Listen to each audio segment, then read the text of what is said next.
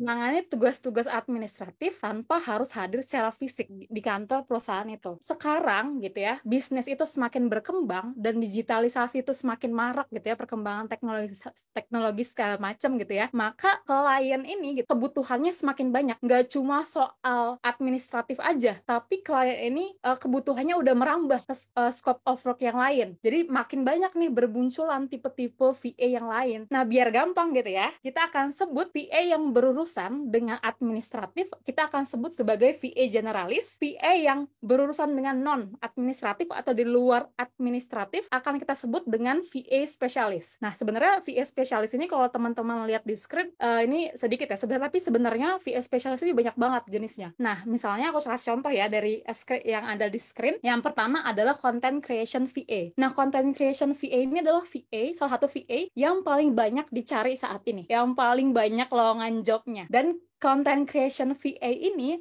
dia itu banyak subtopik atau sub niche-nya. Jadi di content creation VA ini ada social media VA, ada graphic design VA, ada script writing VA, ada video editing VA, ada juga kayak podcast VA, atau mungkin kayak per platform kayak YouTube VA atau mungkin Instagram VA. Jadi dia banyak banget gitu content creation VA ini sub-sub di bawahnya. Nah, terus yang kedua contoh VA spesialis adalah sales and marketing VA. Lalu yang ketiga contohnya adalah accounting and taxes VA. Lalu yang ada lagi legal or law VA. Lalu ada medical VA, ada juga kayak customer service VA juga bisa gitu masuk ke VA spesialis, ada juga web development VA. Nah, untuk VA generalis, biasanya tugasnya adalah, kalau misalnya yang pertama, ini yang paling penting, karena kita hidup di dunia virtual ya, sebagai virtual assistant, kita harus bisa create email dan reply email. Jadi kita harus bisa tentuin subjek email, terus apa body emailnya. Kan kadang-kadang kita masih sering ya, untuk subjek email nggak diisi. Nah, sebagai VA, teman-teman harus isi nih, si subjek emailnya. Terus kita juga harus tahu nih, CC, BCC si emailnya, atau mungkin kita harus tahu scheduling email tuh kayak gimana. Nah, VA generalis itu harus tahu ini semua. Lalu ada juga scheduling meeting. Nah, scheduling meeting ini berkaitan erat dengan organize clients calendar. Kalau misalnya mungkin di kantor gitu kan, kalau meeting, mungkin kita tinggal WhatsApp aja ya, jam 10 meeting nih. Nah, tapi kita nggak bisa kayak gitu untuk klien. Sebagai VA, kita harus scheduling dulu di awal. Misalnya, yang paling sering dipakai software-nya untuk scheduling meeting itu Google Calendar. Dari Google Calendar itu kita scheduling meeting, biasanya tuh kita harus tahu kan, meetingnya namanya apa, membahas apa aja, kapan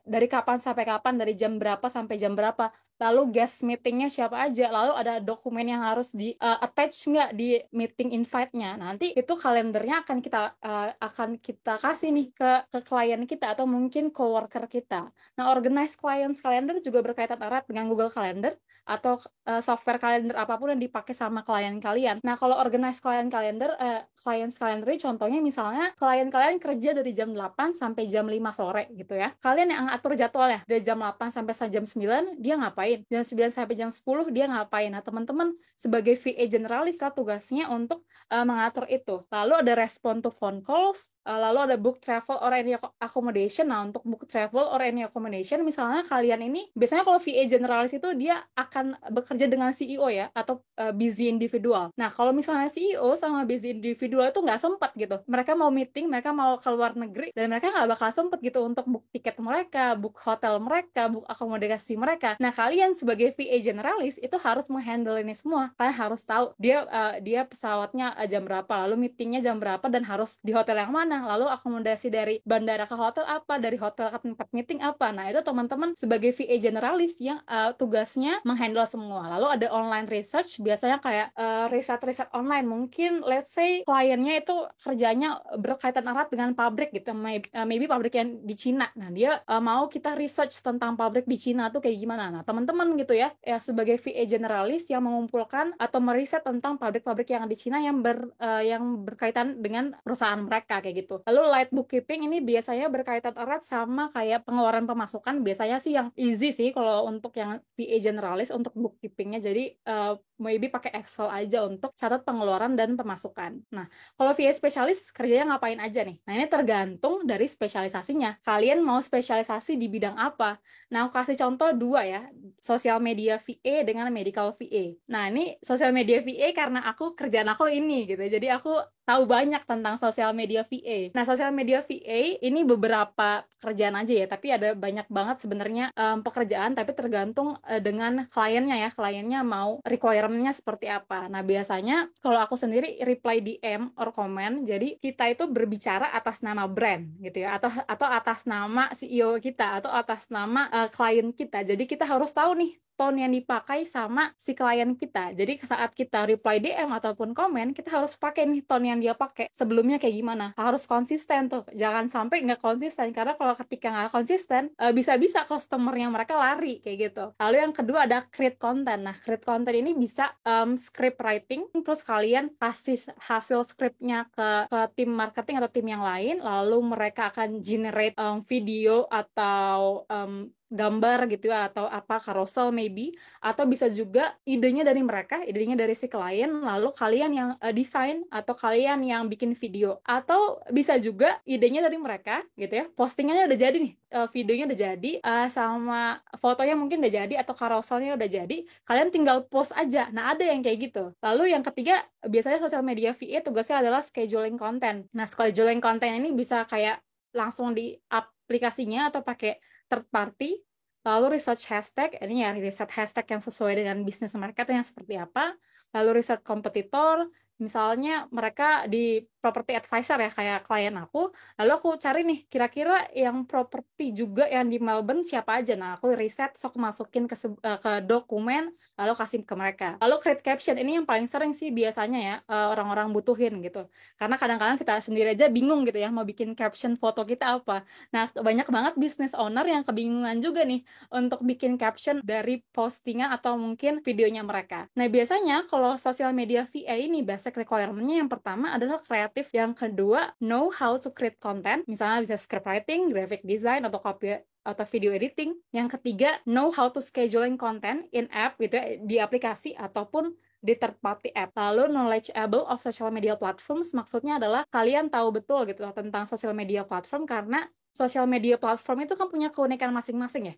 Kayak Instagram berbeda dengan TikTok, TikTok berbeda dengan Twitter, Twitter berbeda dengan Thread, Thread berbeda dengan YouTube. Jadi masing-masing sosial media ini punya keunikan masing-masing. Jadi teman-teman kalau mau bekerja sebagai sosial media VA, minimal teman-teman tahulah apa keunikan dari masing-masing sosial media. Terus yang terakhir yang paling sering biasanya ada di requirement sosial media VA adalah know about trends. Jadi mungkin musiknya, atau kayak tren apa, video apa yang lagi tren, atau mungkin kayak template apa yang lagi tren kayak gitu. Contoh selanjutnya adalah medical VA. Mungkin di sini teman-teman berpikir, kok bisa medical kerja remote? Nah, bisa juga nih. Jadi medical VA ini biasanya gitu ya, tugasnya adalah entering patient data to files. Jadi teman-teman harus entering patient data ke file. Itu biasanya ada, kalau rumah sakit atau klinik itu dia punya namanya record, atau misalnya kayak software sendiri untuk mereka maintain atau untuk mendata si pasiennya. Nah, teman-teman tugasnya adalah masukin pasien datanya ke softwarenya mereka.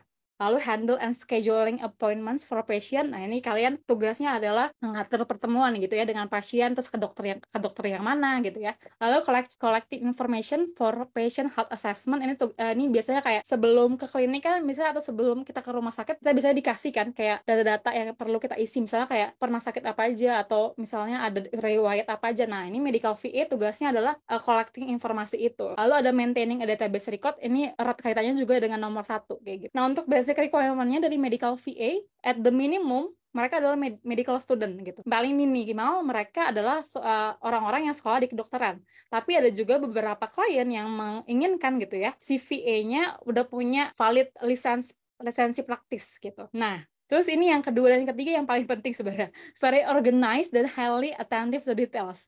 Karena kalau misalnya medical VA nggak terorganize dengan baik gitu ya, bisa-bisa pas data pasiennya ketukar atau data pasiennya salah dimasukin. Nah, kan jadi berabe gitu ya untuk pasiennya dan dokternya kayak gitu. Aku punya full time job gitu. Bisa juga nggak aku bekerja sebagai VA? Simple answer aku untuk pertanyaan ini, yes you can, kamu bisa gitu. Kamu bisa, kalau kamu yang full time job, kamu bisa bekerja juga gitu ya sebagai VA. Nah caranya gimana? Caranya adalah dengan menjadi freelancer atau independent kontraktor. Nah, ketika kamu jadi freelancer, itu atau side job lah ya istilahnya, side job karena, atau side hustle-nya jadi freelance VA. Nah, kalau kalian jadi freelance VA, kalian bisa kerja mungkin setelah kalian selesai full time job. Misalnya kayak kalian kerja, let's say pulang kerja jam 6 sudah sampai rumah gitu ya. Dari jam, mungkin kalian menentukan, oh aku mau freelance nih dari jam 8 sampai jam 10 untuk freelance VA, itu bisa. Atau juga kalian bisa juga freelance-nya di akhir minggu, di weekend gitu ya, Sabtu sampai Minggu kalian dedicate your time gitu, mendedikasikan time kamu di hari weekend, misalnya jam 8 sampai jam 12 aku mau freelance sebagai VA, itu bisa gitu. Tapi gitu kan, ada hal yang paling penting nih yang harus dipertimbangkan. Ada dua hal menurut aku ya, ini ala Inggit, ada dua hal nih sebelum kalian terjun ke freelancer VA. Yang pertama adalah mau, yang kedua adalah mampu. Mau maksudnya adalah kalian harus punya alasan yang kuat gitu ya untuk menunjang kemauan atau niatan mau jadi freelancer VA. Karena kan kalian pasti capek gitu ya, abis full time job terus harus freelance lagi gitu kan. Oke, misalnya butuh uang gitu ya, butuh uang kan nggak bisa dinegosiasikan lagi gitu ya. Emang butuh. Nah, terus alasan lainnya bisa aja selain butuh uang adalah kalian misalnya kalian full time job tapi kalian juga seorang ibu nih, dan kalian pengen pelan-pelan switch gitu ya dari full time job ke full time freelancer. Tapi kalian nggak mau nih tiba-tiba dari full time job langsung jadi freelancer. Karena kita kan nggak tahu ya gimana ke depannya, apakah nanti lancarkah bisnis freelancernya. Jadi kita butuh yang namanya masa transisi. Nah, itu tadi udah bahas tentang kemauan ya. Nah, yang kedua adalah soal mampu. Mampu ini bukan cuma soal skill. Memang skill itu penting sebagai freelancer. Tapi kemampuan yang maksud aku ini adalah mampu mengenali limit diri masing-masing. Karena menurut aku ketika kalian punya full time job, terus kalian mau bekerja sebagai freelance, kalian harus ngatur waktu dengan baik. Kalian harus merenungkan nih, kira-kira aku mampu kerja sebagai freelancer itu berapa jam? Jadi jangan langsung matok, aku bisa nih kerja di freelancer dari Senin sampai Minggu gitu ya. Habis pulang kerja aku jadi freelancer juga, habis akhir di weekend juga aku mau kerja juga jadi freelancer. Jangan kayak gitu. Karena ketika kayak gitu teman-teman burn out dan akhirnya jadi kayak aku malas nih jadi freelancer, capek, mendingan kita fokus di full time job. Nah, jangan kayak gitu. Jangan jadi langsung resentful gitu ya istilahnya. Jangan langsung jadi kayak makan hati dengan freelancer itu. Tapi pelan-pelan teman-teman ketahui kebutuhan kalian, ketahui kemampuan kalian mampunya seperti apa, pelan-pelan gitu ya, jangan langsung kayak mau digas semua gitu ya. Walaupun butuh uang, tetap kita harus strategik, karena ketika kita kan nggak ada yang bisa nolongin kita kan, coba bisa diri kita sendiri yang bisa nolongin. Jadi kita harus bener-bener strategik kalau misalnya mau jadi full time job terus mau jadi freelancer. Kalau di Indonesia ada peluang untuk jadi virtual assistant nggak? Kalau aku di sini bilangnya ada gitu ya. Tapi kalau teman-teman mau klien Indonesia yang tinggal di Indonesia, nah itu peluang virtual assistant terutama untuk yang administratif itu masih jarang. Tapi kalau misalnya kayak sosial media VA atau mungkin spesialisasi VA yang lain itu lumayan banyak. Jadi sosial media VA biasanya yang paling banyak dicari. Lalu yang paling banyak dicari juga accounting and taxes VA, karena teman aku juga dia punya klien Indonesia, orang Indonesia yang dia handle beberapa gitu ya tentang accounting and taxes VA gitu. Kalau orang Indonesia yang tinggal di luar Indonesia gimana nih? Orang Indonesia misalnya kan tinggal di luar negeri, maybe let's say Singapura atau Korea Selatan, Jepang, Jerman. Nah, kalau yang itu peluangnya banyak, tapi PR-nya adalah gimana orang Indonesia yang di luar negeri tahu keberadaan kita gitu kan, tahu kita eksis gitu sebagai VA. Itu teman-teman harus bikin personal branding tuh biar bisa di reach out sama mereka gitu kan, orang-orang Indonesia yang tinggal di luar negeri. Nah, kalau misalnya orang Indonesia yang tinggal di luar negeri ini bervariasi ya kalau mereka untuk sosial media VA-nya. Aku sendiri punya klien, dia dari Jerman, dia orang Indonesia yang tinggal di Jerman, dia kuliah S2 dan kerja di Jerman. Aku pernah bantuin dia riset tesisnya dia, lalu bantuin riset bukan joki ya teman-teman. Jangan salah paham. Jadi bantuin riset ini kayak aku bantuin untuk cari buku-buku dan jurnal-jurnal yang sesuai sama topik penelitiannya mereka gitu. Itu proyeknya lumayan lama, sebulan atau 2 bulan. Lalu aku pernah juga bantu, baru ada kerjasama baru sama klien baru. Dia orang Indonesia, dia tinggal di Korea Selatan. Basically dia cari sosial media VA kayak gitu. Nah, lalu ada lagi nih jenis yang lain nih, orang luar negeri yang tinggal di Indonesia, sebutannya foreigner. Nah, kalau foreigner yang tinggal di Indonesia biasanya tersebar di Jakarta dan Bali gitu ya, atau Jabodetabek dan Bali. Nah, mereka biasanya kalau mereka carinya administratif VA. Kayak misalnya ada teman aku juga kemarin yang cari orang India gitu ya, yang cari administratif VA di Indonesia. Tapi biasanya kalau foreigner yang tinggal di Indonesia, mereka karena mereka base-nya di Jabodetabek sama Bali, mereka akan cari VA yang base-nya di Jabodetabek sama Bali juga. Jadi itu mungkin kekurangannya. Nah, terus peluang yang paling besar apa nih? Ya tentu aja orang luar negeri gitu ya, yang emang tinggal di negara mereka. Selain emang cuannya lebih banyak gitu ya, dan lowongan pekerjaannya juga lebih banyak nih.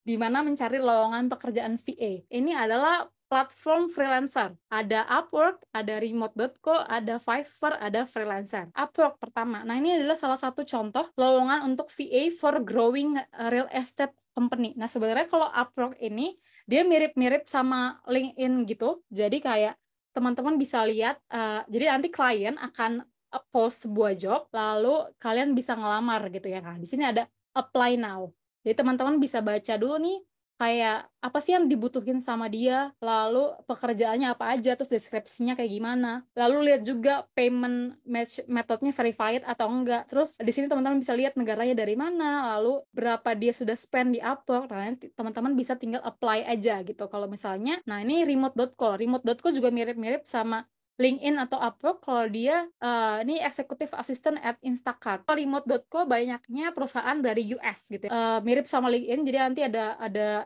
apa namanya, deskripsi jobnya, lalu apa requirement-nya, lalu teman-teman bisa apply. Lalu selanjutnya ada Fiverr. Nah, ini agak beda nih. Tadi kan kita yang apply.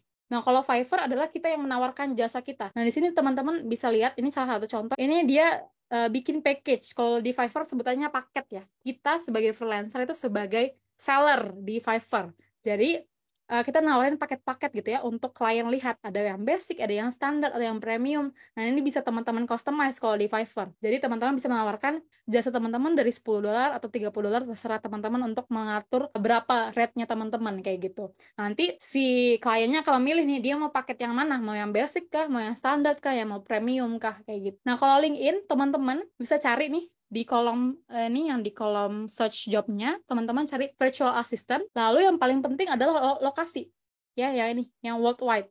Jadi teman-teman bisa set by default kalau di LinkedIn itu lokasinya akan di Indonesia. Jadi kalau misalnya kita bikin cari virtual assistant lokasinya di Indonesia, nanti yang ketemu cuma 2 biji. Tapi ya, makanya dari itu kita ganti nih jadi worldwide, atau maybe teman-teman mau punya klien yang time zone-nya mirip-mirip sama Indonesia, mungkin bisa taruh Asia atau Australia. Tapi yang paling penting lokasinya adalah diganti kayak gitu. Lalu yang paling penting gitu ya. Nah, ini grup RSA dan alumni. Di grup RSA dan alumni ini selain dari tim RSA yang ngasih beberapa gitu ya, beberapa lowongan pekerjaan, dari alumni RSA juga memberikan lowongan pekerjaan. Nah, misalnya nih, ini sendiri tuh dari alumni kita yang ngasih karena dia udah keterima kerja di sebuah perusahaan Singapura, dan dia akhirnya kasih lowongan pekerjaan yang lagi dibuka di kantornya dia, dan ini di share di grup RSA dan alumni kayak gitu. Dari Kak Lulu bisa ini. Halo Kak, gimana caranya dapat job virtual assistant? How to attract client biar hire kita jadi VA mereka? Thank you Kak. Gimana tuh kira-kira? Oke, ini pertanyaan yang paling banyak juga ditanyakan gitu ya. Jadi gimana caranya dapat job VA? Tadi aku udah jelasin beberapa nanti. Tapi kalau aku pribadi untuk jawab untuk kebanyakan gitu ya, klien aku adalah dari Upwork sama dari Instagram. Itu. Dari Upwork aku cari sendiri, aku apply sendiri gitu ya, apply sendiri di Upworknya. Kalau Instagram, aku di reach out sama kliennya. Kayak misalnya contoh yang orang Jerman sama orang Korea Selatan, yang orang Indonesia yang tinggal di Jerman dan di Korea Selatan, itu mereka yang reach out aku. Jadi mereka yang reach out ke aku langsung. Aku nggak ada usaha apapun nih untuk mendekati mereka. Tapi ada juga beberapa VA yang dia kayaknya cold DMs ya, bisa dibilang gitu, cold direct message. Jadi mereka jemput bola langsung. Nah, ada juga yang kayak gitu. Tapi aku pribadi nggak pernah gitu ya untuk cold emailing. Aku yang di reach out kalau untuk yang di Instagram. Tapi kalau dari Upwork aku apply sendiri. Itu untuk caranya aku dapat job VA gitu ya. Kalau how to attract client biar hire kita jadi VA, yang paling penting adalah kalian punya unique selling point.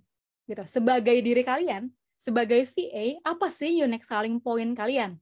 Gitu. Aku kasih contoh. Unique selling point aku bukan soal skill, tapi unique selling point aku yang selalu aku kasih adalah aku bisa ngerjain tugas gitu ya. Nggak mepet deadline. Malah aku ngasihnya sebelum deadline itu. Jadi misalnya deadline-nya tanggal 22. Tanggal 20 aku udah kasih ke klien. Gitu. Jadi aku unique selling point-nya itu, aku mengerjakan sesuatu bukan bukan dengan cepat tapi nggak bagus gitu ya. Tapi aku maintain apa yang aku kerjakan itu pokoknya lebih awal gitu dari deadline. Nah, tapi ini yang paling penting gitu ya. Dari VA, teman-teman jangan trying to be perfect gitu. Karena kalau trying to be perfect, kerjaan kita nggak bakal selesai. Mending kita kerjain selesai gitu ya, selesai daripada perfect. Nah, ketika selesai, kita kirim dulu aja nih ke klien. Nanti kan pasti ada feedback-nya dari klien. Kalau misalnya kita kerjain perfect nih menurut kita, tapi menurut klien kan belum tentu nih perfect. Jadi kita buang-buang waktu. Jadi jangan trying to be perfect, tapi trying to be done tugasnya. Kayak gitu. Semoga menjawab ya kalau lu. Oke, keren banget Kak Ingrid. Berarti cara untuk pertanyaan pertama gimana cara biar dapat job sebagai VA itu dari Upwork, dan keren banget Kak Ingrid di approach langsung melalui Instagram, luar biasa. Dan how to attract client biar hire kita, berarti jangan terlalu perfect ya, karena nanti juga yang penting dikerjain dulu karena nanti juga akan ada feedbacknya. Oke, thank you, Kak. Untuk next questions-nya nih, Kak. Kalau misalnya nulis CV untuk apply virtual assistant, hard skill apa aja sih yang paling dicari sama recruiter? Ini tergantung dari VA apa yang teman-teman mau apply. Misalnya kita kasih contoh VA generalis gitu ya. Tadi aku udah bilang nih, VA generalis kan banyak nih scope of work-nya gitu ya. Berarti hard skill-nya bisa teman-teman bilang kayak mungkin bisa pakai Google Suite. Itu kan udah hard skill. Di dunia virtual itu menggunakan Google Suite atau Google Workspace dengan baik, itu udah hard skill. Itu menggunakan tools yang baik, gitu, bisa menggunakan tools yang baik, itu udah hard skill. Atau bisa lagi kayak project management tools. Kalau misalnya kita di dunia virtual, kita biasanya klien tuh akan mengencourage kita untuk pakai yang namanya project management tools. Itu banyak banget project management tools. Teman-teman bisa cari, ada ClickUp, ada Asana, ada Monday.com, ada Notion. Teman-teman tinggal pilih satu aja yang teman-teman kuasain. Misalnya kayak aku sekarang pakai Notion dan ClickUp gitu ya. ClickUp sendiri aku udah dapat badge-nya. Jadi aku udah verified di ClickUp. Jadi aku tuh dan itu udah bisa aku kasih sebagai unique selling point aku nih. Ketika ada klien yang mau cari tentang orang-orang yang bisa pakai ClickUp. Nah, kalau aku bisa pakai ClickUp gitu ya, aku kan udah verified nih, udah punya sertifikasi ClickUp gitu ya. Jadi kliennya bakal lebih melirik aku nih daripada orang-orang yang nggak pernah pakai ClickUp. Atau mungkin juga teman-teman lebih akrab pakai Trello, mungkin pernah dengar ya Trello. Nah, itu Trello juga bisa teman-teman masukin ke hard skill-nya kayak gitu. Terus hard skill apalagi ya yang bisa dimasukin ke CV? Kalau misalnya sosial media VA, ya lebih ke graphic design, ke copywriting, itu udah hard skill. Berarti belajar tentang project management tools ya, Kak, untuk Iya, skills, betul. hard skills-nya. Kak mau tanya, untuk VA sendiri, ada portofolionya nggak? Kalau ada, nanti bakal dibimbing bikin portonya, Kak? Kalau VA emang harus wajib gitu ya, harus wajib punya portofolio. Karena ketika kita hanya punya CV, kita kurang nih, weapon kita, senjata kita kurang. Kalau cuma punya CV, jadi kita harus punya dokumen pendukung yaitu portofolio. Kalau aku sendiri, aku kan sebenarnya basicnya project manager dan social media VA. Nah, ini aku punya 2 portofolio. Satu portofolio untuk project manager dan satu portofolio untuk sosial media gitu ya, atau yang berhubungan dengan digital marketing kayak gitu. Kalau misalnya di remote skills, biasanya nanti teman-teman bisa share dulu gitu ya. Teman-teman bikin dari scratch dulu tentang portofolio teman-teman, lalu nanti bisa minta feedback gitu, baik ke alumni maupun ke tim RSA yang lain kayak gitu. Berarti ini untuk waktunya dibimbing mungkin sama RSA-nya ya, Kak. Hai Kak, mau tanya dong, di Remote Skills Academy ini nantinya bakal dibantu untuk mencari kerja juga tidak ya? Atau selesai course langsung cari kerja sendiri? Nah, kalau dari remote skill sendiri itu nggak ada garansi pekerjaan ya.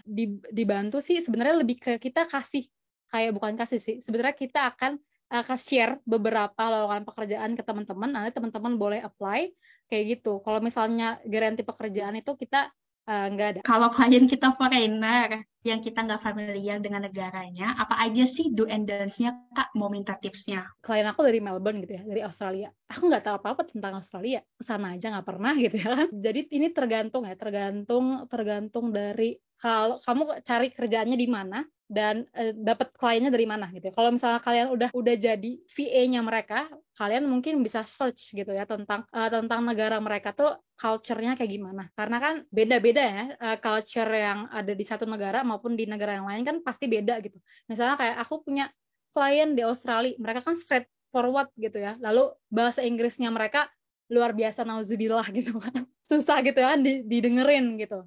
Terus berbeda dengan klien aku juga pernah punya klien di Cina gitu. Dan klien di Cina dia ngomongnya campur nih Cina Mandarin gitu. Aku nggak ngerti sebenarnya. Tapi Cina Mandarin, English Mandarin, tapi ya udah di ngerti-ngertiin aja kayak gitu. Paling sih kalau aku tipsnya adalah kalian satu adalah jangan berasumsi. Kan biasanya kan kita berasumsi misalnya di orang Indonesia gitu, misalnya orang Jawa dia nerimoan gitu kan. Nah, kita jangan berasumsi kayak gitu. Kita jangan berasumsi apa-apa. Jangan berasumsi kalau misalnya klien tuh nggak suka sama kita atau klien tuh nggak suka sama kerjaan kita. Jangan kayak gitu. Misalnya teman-teman nggak jelas nih sama job desk-nya teman-teman tanyain.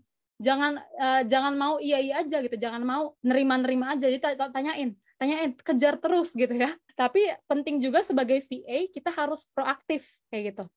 Maksudnya proaktif adalah kita harus minimal supervision gitu. Jadi ketika klien gitu kan misalnya di awal onboarding gitu ya, makanya penting nih VA harus punya onboarding nih dengan kliennya. Kalau misalnya kliennya nggak nyediain onboarding, teman-teman harus inisiatif sendiri nih untuk onboarding kliennya. Kayak misalnya nyiapin kontraknya gimana, lalu jam kerjanya gimana, lalu bayarannya berapa, ini teman-teman harus jelas. Terus kerjaannya apa aja, nah teman-teman harus jelas nih. Kalau misalnya teman-teman ini kerjaannya nggak jelas gitu ya, nanti teman-teman capek sendiri gitu ya. Udah misalnya kayak uangnya nggak seberapa, terus teman-teman capek kan, double pressure gitu ya. Jadi ngapain gitu. Gimana cara menentukan fee untuk virtual assistant? Wah ini agak susah sih kalau dijelasin di sini. Tapi secara umum kalau kalian mau bikin fee gitu ya, kalian harus hitung dulu berapa expenses kalian sebulan, expenses plus saving gitu ya, plus saving yang biasanya kalian keluarkan dalam sebulan berapa, baru dikali dengan 12 bulan, lalu nanti bisa dibagi dengan berapa jam kerja yang kalian pengen dalam sehari. Misalnya kayak sehari kalian pengennya 2 jam kerja doang gitu ya. Terus kerjanya mau dari kapan nih? Senin sampai Jumat, berarti 2 kali 5, 10 jam gitu ya. Nanti dibagi dengan itu 10 jam, bukan dibagi dengan 10 jam sih, sebenarnya agak lebih ribet, aku susah dijelasinnya, tapi kira-kira itulah. Kalau misalnya ada juga yang kayak dia nentuin fee-nya adalah dengan cara biasanya copywriting atau article writing itu dia per word, ada juga yang per word kayak gitu. Jadi sebenarnya kalau untuk VA itu sebenarnya bisa beragam caranya. Hai Kak, apa bedanya virtual assistant specialist dengan remote worker pada umumnya? Karena secara umum job desk mereka sama. Wah, gimana nih Kak Ingrid? Job desk boleh sama gitu ya, tapi tugas kita asisten gitu. Tugas kita lah assist sebagai asistennya seseorang. Jadi misalnya kayak aku nih social media VA, aku nggak pernah kalau misalnya kalian kayak di compare gitu ya sama social media manager memperhitungkan engagement gitu ya, memperhitungkan sales segala macam kayak gitu-gitu ya kan. Tapi aku sebagai social media VA, aku nggak ngurusin itu, nggak ngurusin engagementnya berapa, nggak ngurusin salesnya berapa, karena aku fokusnya adalah assist sebagai asistennya head marketing gitu ya, atau chief marketing gitu, untuk supaya sosial media mereka berjalan dengan smooth gitu. Dengan cara apa? Dengan cara replying DM tadi kan, atau replying DM atau replying comment, lalu misalnya bikin script writing. Jadi tugas aku boleh dibilang mungkin lebih ringan gitu ya dari social media manager kayak gitu. Saya pernah lihat lowongan virtual assistant dengan persyaratannya harus berpengalaman minimal 2 tahun. Tapi saya belum berpengalaman di bidang ini. Jadi gimana caranya agar CV tetap menarik nih Kak Ingrid? Kalau belum punya, maksudnya berarti zero ini ya, zero experience di bidang itu. Kalau misalnya zero experience di bidang itu, jangan langsung lamar, saran aku gitu. Tapi kalian jangan hanya bentuk CV, tapi bentuk portofolio. Kalian bisa bentuk portofolio dengan cara bikin fake project. Fake project ini bukan buat nipu ya teman-teman. Jadi kayak istilahnya fake atau dummy project. Mungkin setahu aku Girls Beyond pernah share tentang fake project juga kalau nggak salah. Bikin tentang fake project. Jadi misalnya kayak kalian nggak pernah nih kerja sebelumnya jadi sosial media VA, tapi pengen nih gitu kan berkecimpung di sosial media VA. Nah teman-teman bisa bikin fake project, atau mungkin gitu ya teman-teman bisa nawarin jasanya teman-teman ke maybe ke solopreneur dulu, atau misalnya ke UMKM dulu. Nah itu nggak apa-apa, tawarin secara gratis dulu, karena kan kita yang pengen minta pengalaman gitu ya ke mereka gitu untuk bikin di portofolio kita. Nah teman-teman kalau misalnya udah berhasil nih bikin satu portofolio dengan menawarkan secara gratis baik ke solopreneur ataupun ke UMKM, nah itu teman-teman jadiin portofolio. Nah itu lebih powerful ya daripada fake project atau dummy project, karena kalau misalnya kalian teman-teman bekerja dengan UMKM atau solopreneur, kan itu real project ya, teman-teman membantu bisnis secara langsung. Nah itu bisa teman-teman taruh di portofolio kayak gitu. Nah bisa juga diupdate di CV-nya. Aku pernah nih membantu bla bla bla bla dengan cara bla bla bla bla kayak gitu. Nanti kalau misalnya nih si solopreneur-nya suka nih sama kerjaan kita, bagus dong kalau misalnya dia suka dengan pekerjaan kita, malah dari mereka akan nawarin pekerjaan buat kita. Jadi kita akan dibayar nantinya sama mereka gitu. Bisa juga kayak gitu. Jadi kita kayak sekali mendayung 2 pulau terlampaui gitu. Jadi kita dapat pengalaman, terus eventually kita juga dapat kerjaan dari mereka. Tapi jangan berekspektasi langsung seperti itu ya. Kita berekspektasinya adalah kita dapat pengalaman dulu, jangan langsung ke uangnya kayak gitu. Kalau kliennya orang luar negeri, apakah kita harus punya rekening internasional? Wah, iya benar juga. Kalau aku Gimana sendiri, nih? aku nggak punya rekening internasional. Aku pakai Wise atau pakai PayPal. Untuk Wise and PayPal, kalau Wise dia tuh tipenya kayak multi currency bank gitu. Jadi teman-teman daftar sekali gitu kan, terus teman-teman harus deposit. Seingat aku $20 kalau nggak salah, itu untuk pertama untuk deposit ke Wise-nya. Tapi teman-teman bisa ambil lagi uang depositnya, jadi nggak usah khawatir. Jadi depositnya bisa pakai rupiah. Jadi nanti teman-teman hubungkan dari banknya teman-teman, dan jangan pakai flip ya, jangan pakai flip untuk transfer ke Wise-nya, nanti ditolak soalnya. Jadi harus atas nama teman-teman gitu, oke?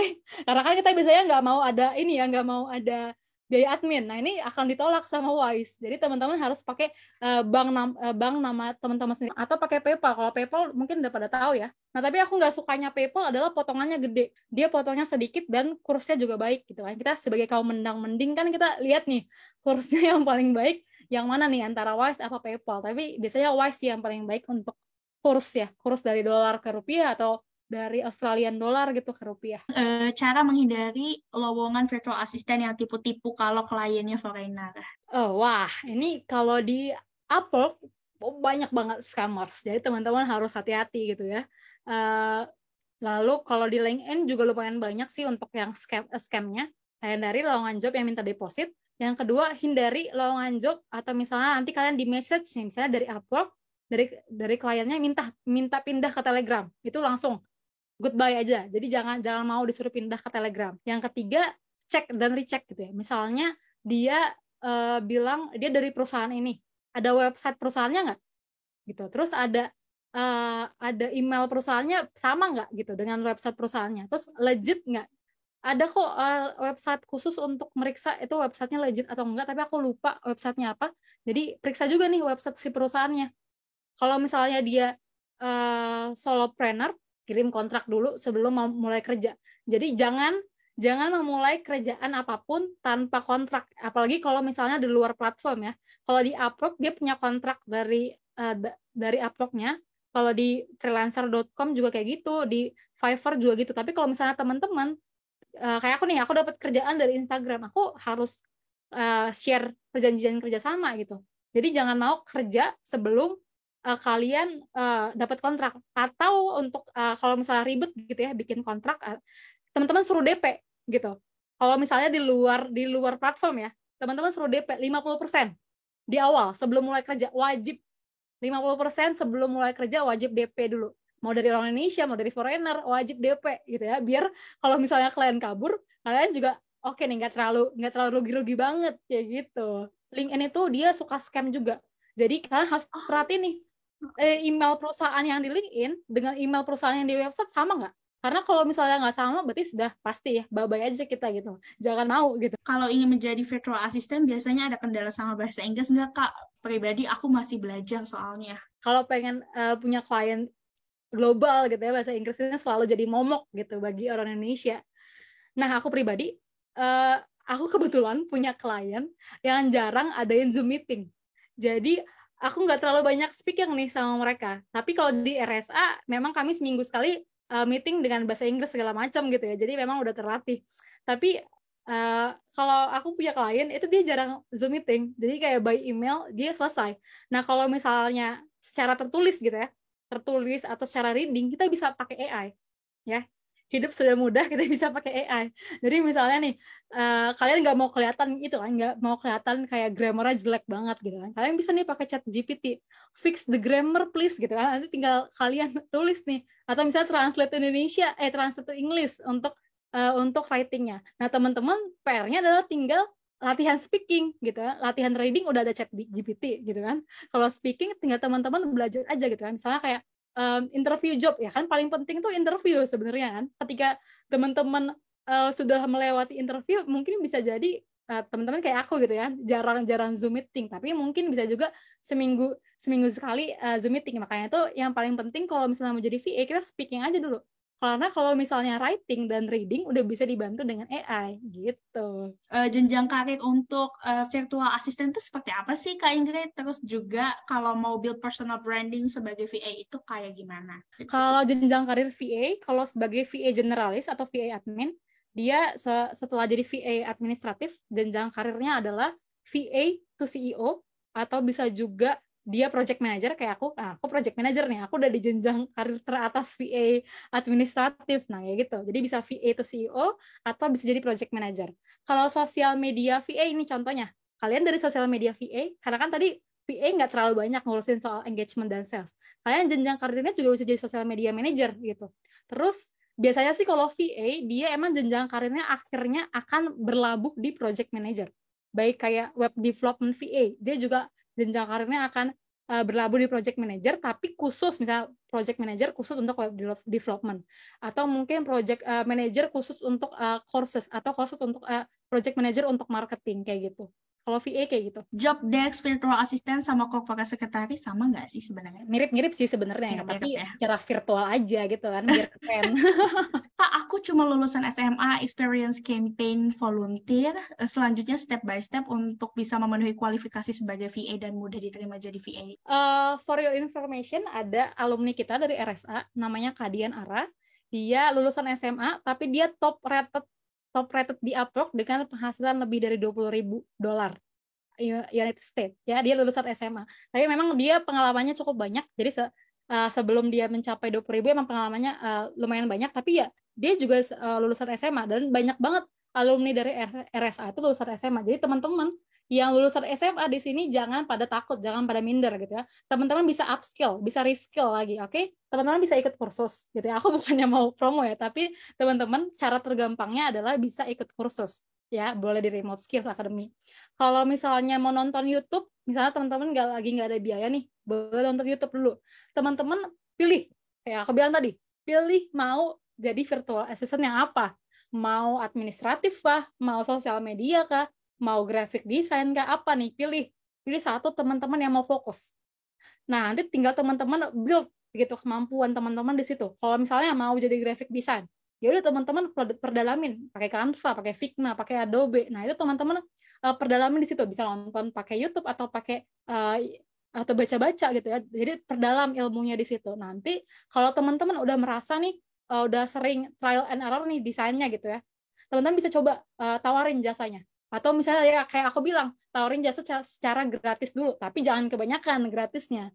Kalau udah sering gratis, nanti pada minta ini harga gratis atau harga teman. Jadi bisa pelan-pelan di scale up gitu. Pertama gratis, mungkin setelahnya jadi 50.000 atau jadi 100.000 kayak gitu. Jadi pintar-pintar teman-teman untuk menjual gitu ya. Jangan pernah undervalue diri kalian gitu. Karena aku paling sebel, paling kesel kalau teman-teman ada yang bilang nggak punya skill. Aku paling kesel. Karena sejatinya semua manusia itu punya skill. Jadi teman-teman tinggal merenungkan nih, skill apa yang teman-teman punya. Jadi tinggal kalian perdalamin skill itu, nanti tinggal kita jual nih sebagai freelancer. Mau skill apa yang mau kita jual, kayak gitu. Untuk jadi VA, nggak ada batasan umur kan, Kak? Soalnya somehow suka lihat job lain maksimal 25. Untuk umur segitu belum telat untuk mulai kan, Kak? Kalau di remote jobs, terutama kalau misalnya kita bekerja sama orang luar negeri, itu nggak ada batasan umur. Di remote skill sendiri, kita punya alumni yang dia umurnya udah 44 tahun. Dia baru mulai jadi VA, dan sekarang kebetulan tadi ikut sebenarnya, ada, tapi tadi dia izin live duluan.